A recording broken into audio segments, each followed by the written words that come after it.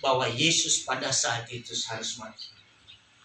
Bapak Ibu yang dikasihi Tuhan, pada saat itu bukan tentang pemberitaan Injil, tetapi di situ berkata Yesus harus mati. Artinya apa? Telah tiba saatnya anak manusia dimuliakan.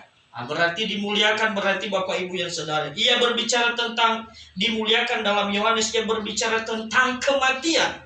Jadi jelas bahwa Yesus memaksud dimuliakan melalui salib kematiannya. Nah, jadi kalau udah Tuhan tetapkan, segala apapun yang terjadi pasti akan.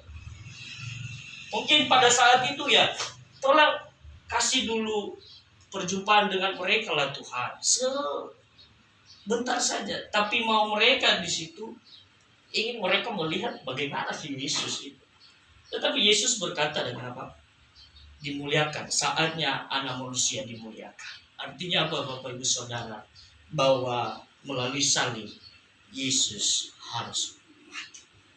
Jadi itulah yang kita rayakan di masa-masa penderitaan Yesus pada saat ini nanti hingga masuk kita di Jumat Agung. Bapak Ibu Saudara dikasihi Tuhan. Lalu artinya apa? Kalau bukan melalui salib itu, melalui Yesus Kristus, jalan menuju kemuliaan tidak ada. Dia harus mati memang. Jadi ya pada saat itu berkata salib adalah jalan menuju kemuliaan.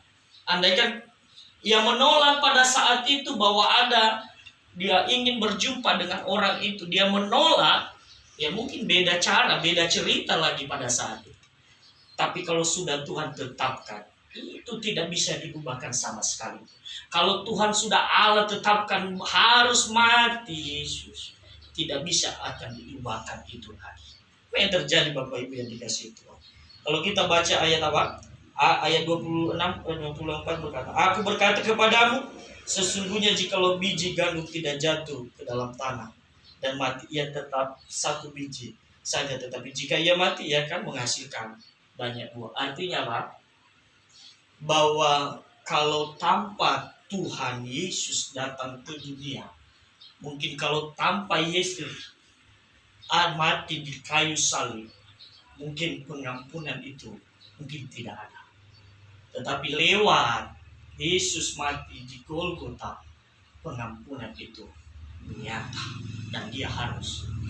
Itu bukan kehendaknya, tetapi kehendak Bapaknya. Jadi Bapak Ibu Saudara, tidak sebab untuk itulah aku datang saat ini. Kalau kita lihat bahwa arti dari ayat 24 ini, bahwa aku berkata kepadamu sesungguhnya jikalau biji gandum itu tidak jatuh dalam tanah. Artinya apa? Biji itu adalah seumpama Yesus yang datang dari surga dan dia mati, dan maka akan timbul apa? Berkata menghasilkan buah yang banyak, yaitu menghasilkan orang-orang hamba-hamba Allah, hamba-hamba Tuhan yang dipakai luar biasa. Tapi melalui biji itu maksudnya melalui Tuhan Yesus datang ke dunia, dia menebus segala dosa kita. Mungkin tanpa biji itu kita tidak selamat, ya Pak Saudara. Tapi tanpa biji itu mungkin kita tidak selamat. Artinya apa? Digambarkan bahwa biji itu adalah Tuhan. Biasanya kalau mau kita kan, supaya biji itu ditanam supaya hidup, ya kan, supaya menghasilkan buah. Tetapi ini beda. Dia harus mati biji itu. Artinya apa? Yesus harus mati untuk menebus dosa-dosa kita. Jadi berkata, ia akan menghasilkan buah banyak. Ya. Jadi dia harus mati. Jadi saudara yang dikasihi Tuhan, memang luar biasa kalau sudah ketetapan Tuhan itu tidak bisa diubahkan. Kalau sudah itu tidak bisa diubahkan apapun yang terjadi. Kalau itu sudah kehendak Bapaknya yang di surga. Makanya firman Tuhan berkata dalam Filipi pasal 2 ayat 7 sampai 10 berkata begini. Saudara dikasihi Tuhan. Ayat 7. Melainkan telah mengosongkan dirinya sendiri dan mengambil rupa seorang hamba dan menjadi sama dengan manusia. Dan di dalam keadaan sebagai manusia itu ia telah merendahkan dirinya dan taat sampai mati, ya, bahkan sampai mati di kayu salib. Itulah sebabnya Allah sangat meninggikan dia dan mengaruniakan kepadanya nama atas segala nama. berarti sudah betul. Itu sudah harusnya. Biji itu atau Tuhan itu sendiri yang harus datang ke dunia, yang menyelamatkan kita dan menghasilkan buah-buah yang luar biasa. Nah, jadi inilah makanya terjadilah peristiwa cerita ini, saudara dikasihi Tuhan. Jadi mungkin dalam ayat selanjutnya juga berbicara bahwa ayat 25, barang siapa mencintai nyawanya, ia akan kehilangan nyawanya. Tetapi barang siapa tidak mencintai nyawanya di dunia ini, akan memeliharanya untuk hidup yang kekal. Bagi barang siapa yang mencintai dunia ini, apa katanya? Kehilangan nyawanya. Kalau barang siapa yang mencintai apa? Mencintai, memelihara atau melakukan kehendak Tuhan, maka dia memelihara hidup yang kekal. Boleh kita melakukan aktivitas, boleh kita melakukan apa yang kita lakukan di dunia ini, apa yang seharusnya Tuhan beri kepada kita, saudara, yaitu melalui nafkah kehidupan kita sehari-hari. Itu memang kebutuhan kita. Tapi firman Tuhan berkata juga, cari dulu kerajaan Allah. Selamat dulu, baru segalanya itu ditambahkan oleh Tuhan. Makanya kita harus melakukan kehendak Tuhan, kita harus selamat dulu, baru semuanya itu ditambahkan oleh Tuhan. Jadi dia berkata lagi, barang siapa melayani aku, ia harus mengikut aku.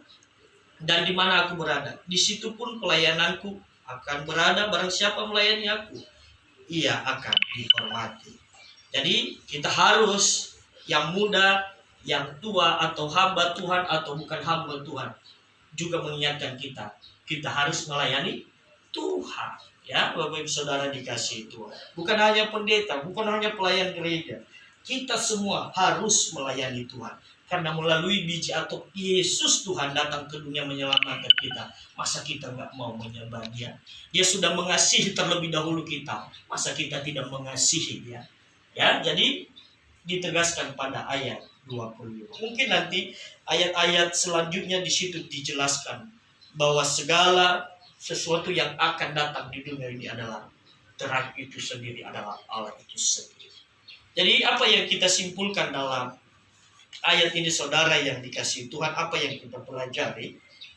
Kalau kita datang kepada Kristus dan percaya kepadanya, maka kita bukan hanya akan hidup, tetapi kita akan hidup selama-lamanya. Tujuannya apa, Bapak Ibu Saudara?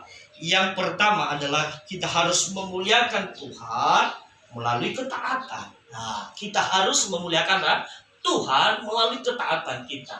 Kita muliakan dan taat kepadanya. Dan apalagi melekat kita kepada Tuhan. Nanti dulu masalah yang lain, nanti dulu hal-hal yang lain. Tapi kita harus memuliakan, baik kondisi apapun kita harus memuliakan nama Tuhan. Seperti Pak Pendeta Pusat kemarin pas masih belum sampai ibadah, udah Pak Eli harus ibadah dulu di PIAI. Harus ibadah. Ya harus Bapak Ibu yang dikasih Tuhan. Apalagi kita sudah mulai di sini. Jadi itu bahwa memuliakan Tuhan dulu dalam ketaatan. Baik kondisi apapun kita harus melayani. Maupun dua orang satu keluarga, kita ya harus kita memuliakan Tuhan semangat. Amin. Amin. Jadi itu ya, kita harus memuliakan dengan ketaatan. Dia mengajarkan murid-muridnya bahwa jalan mencapai keberhasilan adalah melalui penderitaan dan kematian. Yesus sudah mengajarkan murid-muridnya, bukan hanya murid-muridnya, kita juga, ya. Jadi untuk mencapai keberhasilan itu melalui penderitaan dulu, ya capek dulu, bekerja dulu, banting setir dulu, ya baru kita senang-senang. Betul nggak ya? Iya ya. Kita kerja dulu. Apa yang kita kerja, artinya Pak, yang kita kerjakan ya kita kerjakan dulu. Mau yang pentingnya bisa menghasilkan dulu. Betul ya, Bapak Ibu?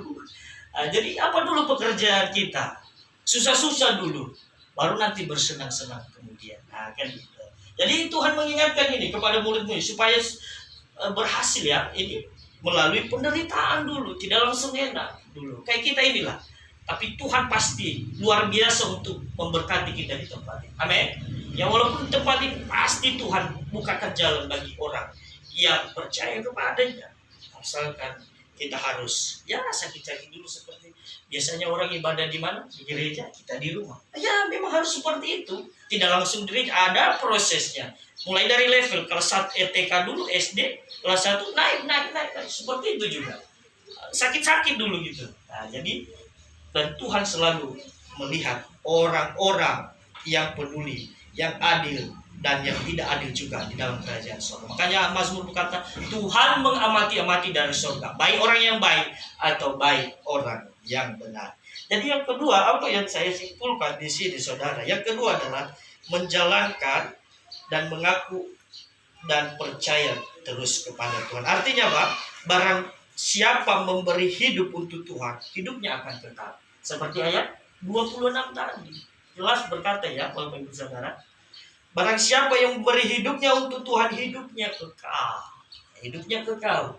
Artinya apa? Ketika kita pun masih ada di dunia ini, ketika sudah dipanggil oleh Tuhan, kita tetap ada di pangkuan Bapaknya. Tapi intinya apa?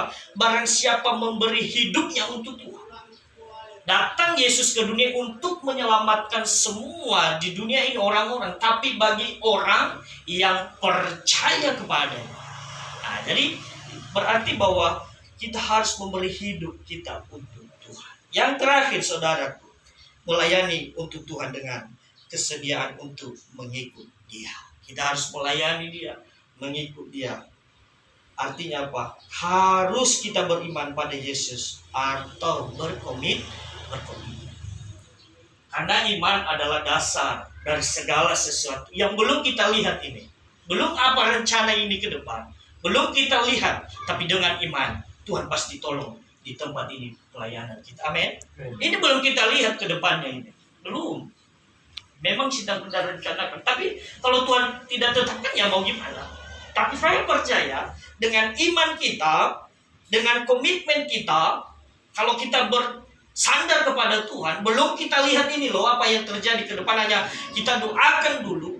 Saya percaya Tuhan tidak pernah tutup telinga untuk mendengarkan seruan doa orang percaya kepadanya. Saya percaya saudara dikasihi Tuhan. Ketika Tuhan memulai segala sesuatu di tempat ini, saya percaya dan Tuhan sudah mengamati-amati di surga. Oh, ini ternyata mereka sudah. Saya percaya itu dengan hati saya. Karena firman Tuhan ketika juga Daud di dalam masalah gentang-genting ketika dia berbuat baik kepada orang. Kalau kita lihat di berita Anu kan 35. Dia berbuat baik kepada orang ini. Lalu ketika dia berbuat baik kepada orang, lalu orang ini membuat jahat kepada Daud. Makanya Tuhan lihat mereka ini. Saya sudah berbuat baik, tapi mereka berbuat jahat kepada saya. Tetapi artinya apa? Bahwa ketika kita berbuat baik juga, bukan belum tentu apa yang kita terima bagi orang itu berbuat baik dia. Malahan dia mencelakakan kita. Itu yang dialami Daud di Mazmur pasal 35 itu. Tetapi dia berkata, dengan iman saya, dengan keputusan Tuhan, biarlah Tuhan yang mengadili segala sesuatunya. Artinya apa? Dia mengambil keputusan Tuhan. Makanya saya katakan tadi, manusia merencanakan, tapi Tuhan yang menentukan. Makanya di dalam Kejadian pasal 50 terakhir juga, ketika saudara-saudara Yusuf meminta maaf, makanya Yusuf berkata, manusia mereka-rekakan yang jahat, tapi Tuhanku mereka-rekakan kebaikan. Jadi bahwa kita harus memiliki iman dulu. Minta biar Tuhan yang mengambil keputusan di dalam kehidupan. Tuhan tidak pernah memberi kepada anaknya ketika kita meminta roti lalu dia kasih batu, tidak. Ketika kita minta ikan, Tuhan tidak pernah kasih yang lain, tapi Tuhan memberi yang terbaik bagi anak-anaknya. Burung pipit Tuhan pelihara, kok burung, masa kita orang percaya tidak akan menerima apa yang kita minta? Ketika berkata juga singa-singa merana kelaparan, tapi orang yang percaya kepada Tuhan tidak pernah akan kekurangan. Orang-orang musuh-musuh Tuhan selalu mengganggu, ada godaan-godaan di tempat ini, ada tantangan, tapi saya percaya Tuhan pasti akan lindungi kita. Seumpamanya singa-singa ini adalah musuh-musuh Tuhan atau musuh-musuh yang ingin menjatuhkan kita, mungkin dalam pekerjaan kita juga banyak itu. Dia lihat kita naik level, dia itu banyak itu dia rencanakan. Dia pakai, iblis pakai dia itu. Tapi saya percaya, orang yang percaya kepada Tuhan tidak ada jalan keluar, selalu ada jalan keluar. Amin. Jadi kiranya firman Tuhan ini kita diberkati di masa-masa penderitaan Yesus di dalam dunia ini. Dan sebentar sekali lagi kita akan memperingati Jumat Agung. Mari kita berdoa.